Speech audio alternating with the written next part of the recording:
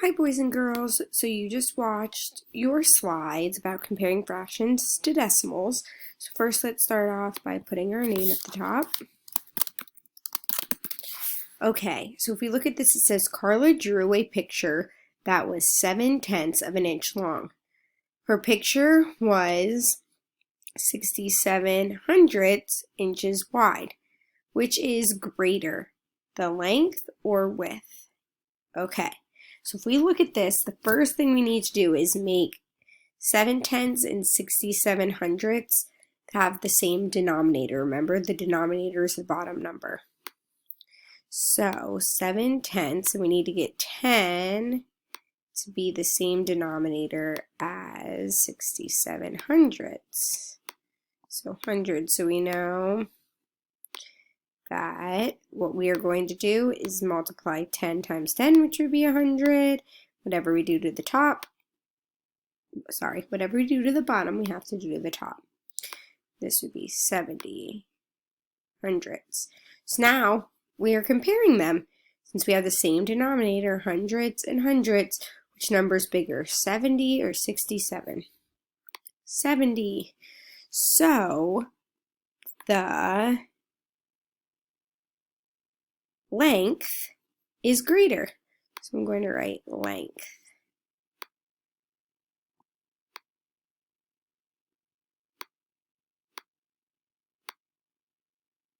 Okay, so let's go to number 2. So it says Marty's herb garden is 9/10 of a yard wide and 85 hundredths inches long. Which is greater, the width or the length? So again, we have 9/10. We need to get to have the same denominator as 85 hundredths. Sorry, bear with me. 5 hundredths. So how we're going to do that is multiply 10 times 10, which would equal 100, and then the top by 10, 9 times 10, which would equal 90. So now we're just comparing the top numbers, 90 and 85. So 90 is greater than 85. So the width is greater.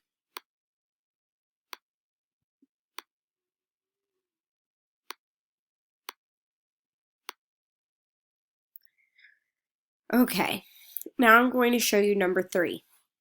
So now the first step we need to do is make sure that we write them all in a fraction form.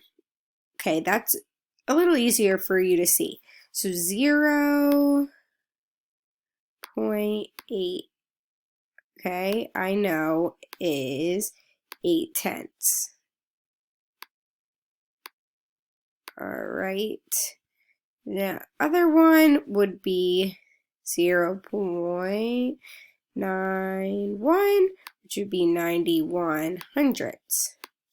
Okay, so since we need to make all the denominators the same, so I'm going to put, 0.9. Might be easier for you to do it on a piece of paper and then write your answer out, but I'm just going to try to show you the best I can. Okay, so now we need to make this into the denominator into hundredths. So multiplying 10 times 10, which would be 100, I'm just going to add a 0, and then 10 times 8, which would be 80. Okay, so now the next one we need to, so we did this one. Sorry, I'm just doing this because this helps me. So 1/10 is next. Again, just going to add another 0 because 10 times 10 is 100, and then 1 times 10 would be 10. Okay, so now we have 80 hundredths, 91 hundredths, 10 hundredths, and 3 hundredths. So it says from least to greatest. So we're just looking at the numerator. So 80, 91, 10, and 3. So the first one, I'm just going to put a squiggly line here. It's going to be 3 100ths because that's the least amount. And then I'm going to put a comma. Okay, and then when I look at this, so we have 3, so we did that. I'm going to erase this so I know which ones we have left. I know it's just easier. Okay, so now we have 10 hundredths, which was actually 1/10. So we're going to put 1/10. We want to write it in the form that it is in, but it's easier to compare fractions when the denominator is all the same.